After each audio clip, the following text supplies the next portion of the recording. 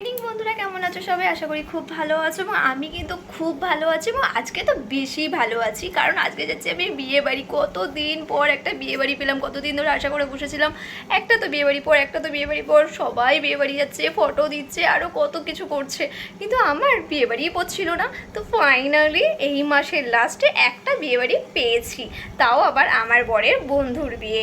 তো তার জন্য দেখো আমি কিন্তু পুরো তৈরি হয়ে নিয়েছি। তো আমাকে কেমন লাগছে অবশ্যই কমেন্টে জানাতে ভুলো না। আর ওখানে গিয়ে কী কী করলাম, কী কী খেলাম, অবশ্যই তোমাদের সাথে শেয়ার করবো সবটাই। তো পুরো ব্লগটা তার জন্য কিন্তু দেখতে হবে তোমাদেরকে। তো চলো, আজকে তো আমি খুব এনজয় করব। আর হ্যাঁ, এই এনজয়ের চক্করে আজকে আমি টাইম দিতে পারছি না, তোমাদের বাড়িতে যেতে পারছি না। তার জন্য আমি সত্যি খুব দুঃখিত, কিন্তু কাল থেকে আবারও টাইম মতন তোমাদের বাড়িতে চলে যাব।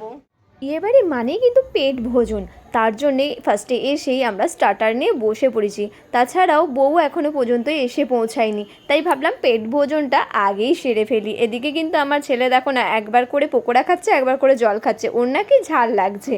আর এখানে কিন্তু পকোড়া করেছে, তার সাথে পনির পকোড়াও করেছে।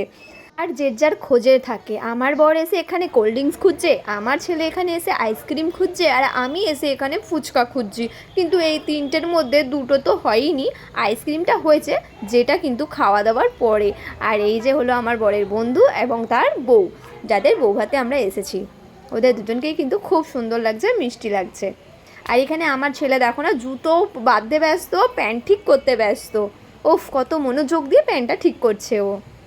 এদিকে আমার বরের আরও যে বন্ধুরা আছে তারাও এখনও অবধি এসে পৌঁছায়নি। মজা করতে করতে, ছবি তুলতে তুলতে কীভাবে সময় কেটে গেল বুঝতে পারলাম না, তাই চলে আসলাম ডিনারের দিকে। এখানে বুফে সিস্টেম করেছিল, তাই যে কোনো একটা চেয়ার ধরে নিয়েছি আমি আর আমার ছেলে।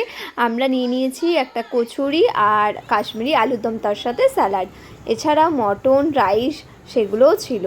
তো চলো, পেট ভোজন করে নিয়ে আবার দেখা হবে নেক্সট ব্লগে তোমাদের সাথে।